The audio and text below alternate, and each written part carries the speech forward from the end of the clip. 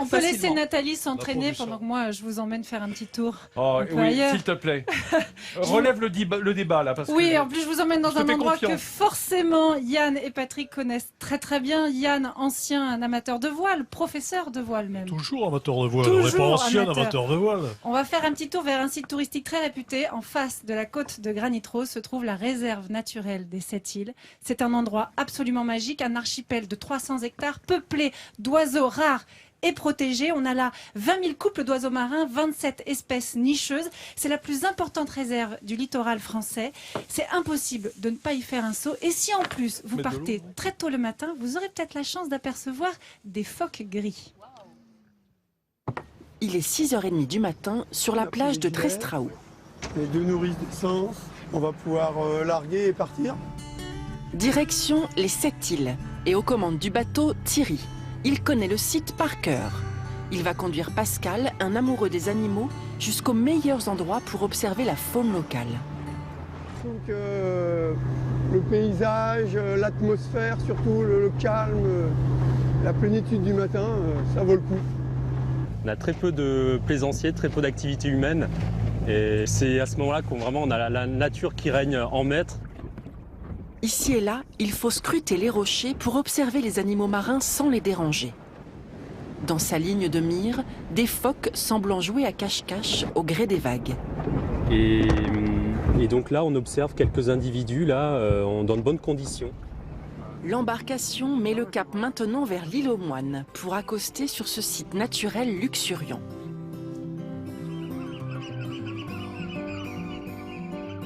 Cette immersion totale au cœur de la nature sauvage semble inspirer Pascal. Il faut être spectateur et se fondre dans le décor. Je crois que c'est Victor Hugo qui disait « C'est triste de songer que la nature nous parle et que l'homme ne l'écoute pas ». Et ça, c'est une phrase mais extrêmement forte. Et aujourd'hui, on a tendance à l'oublier que la nature parle et donc c'est à nous de l'écouter, de l'observer. Un peu plus loin, le fort de Granit-Rose signé Vauban. Aujourd'hui, la construction ne protège plus les hommes, mais de nombreux oiseaux marins. C'est assez magique, parce qu'on ne sait pas qui observe qui en fait. Le goéland argenté, donc avec son dos gris, et puis ses pattes roses, c'est le goéland dominant ici. Et puis après, vous avez quelques goélands bruns avec un dos plus foncé, des pattes jaunes, très élégants. De retour sur le bateau, Pascal et Thierry se dirigent vers l'île Rouzic, où le spectacle est saisissant. Pour moi, c'est magique. Hein. Oui, puis c'est vivant, quoi. Ça vole, ça tournoie, ça quitte la falaise, ça part en mer. Il n'y a pas des centaines de colonies dans le monde, hein. Il y a 42 colonies de foot-bassin dans le monde.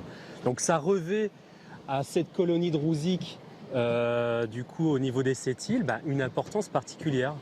Et pour le coup, c'est un véritable patrimoine, mais c'est vrai que c'est un spectacle grandiose. Une fois rentrés sur le continent, c'est avec des souvenirs plein la tête que ces 2 Bretons nourrissent le rêve d'une prochaine expédition sur ces îlots où les animaux règnent en maître. C'est vraiment une promenade qu'il faut faire, hein. C'est absolument magnifique. Yann, Patrick, j'imagine que les foot-bassins, vous êtes très familiers. Nous sommes fous de bassin. Les fous de bassin ou pas de bassin. D'ailleurs, j'aime bien les gens un peu fous en général. Mais c'est vrai que ces 7 îles c'est absolument prodigieux. On parlait tout à l'heure du golfe du Morbihan. Ça fait partie des autres merveilles de la Bretagne. Moi, j'ai énormément circulé autour de ces îles en bateau, en voilier. Normalement, on ne peut pas y débarquer. Non. On ne peut pas s'y arrêter.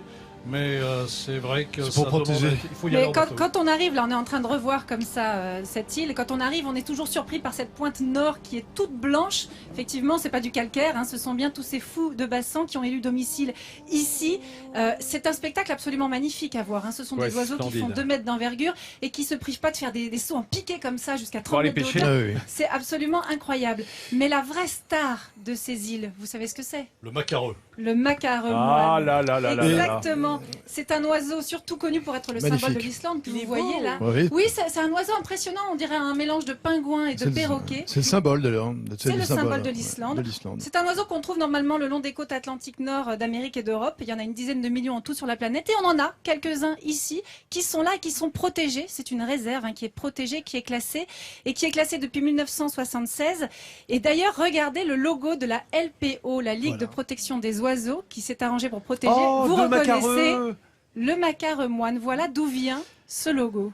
Est-ce que je peux ajouter un mot sur les 7 îles, simplement pour dire aussi qu'au niveau ornithologique et au niveau attractivité, on croise aussi parfois quelques rares pingouins tordas. Il y avait 400 couples de pingouins tordas avant le naufrage du Torrey Canyon. En 65 et les rescapés en fait. Et ensuite, il n'en est plus resté que 40. Il en niche encore une dizaine à peu près. C'est la période d'ailleurs de la nidification. 35 jours après, pareil sur les corniches que vous avez montrées et partout au pied des corniches, eh bien ils s'en vont.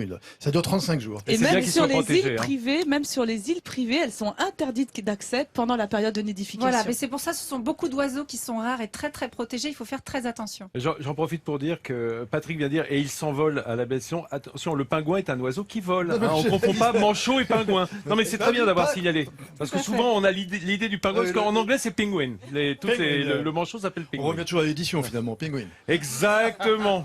Absolument. Et alors, en face des 7 îles, il y a un château absolument extraordinaire. On parlait tout à l'heure des lieux dans lesquels les écrivains trouvent leur inspiration. C'est le château de Costa Aires que tu connais, Yann. Je le connais, tout le monde connaît le château de Costa Aires parce qu'on sait bien que c'est dans ce château que l'écrivain polonais Sienkiewicz a écrit Quo Vadis. Lui, il savait très bien où il allait, Quo Vadis. Il allait là-bas, il trouvait l'inspiration.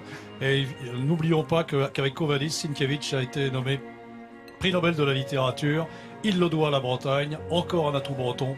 Quo Vadis, c'est presque un livre de chez nous. Alors là, c'est trop fort. Encore à déposer au patrimoine mondial de l'UNESCO. C'est trop fort. Comment Yann Kefelec a réussi à ramener l'histoire romaine et se l'approprier en Bretagne, moi je trouve que ça s'applaudit, l'équipe Brenet. Franchement. Non mais les Romains ont laissé des traces. Il y a eu une très grande bataille que d'ailleurs César compte dans la guerre des Gaules, qui s'est passée au large de Port-Navallo, en presqu'île de Rubis, contre les Vénètes, le peuple des Vénètes. Ça a été une bataille terrible.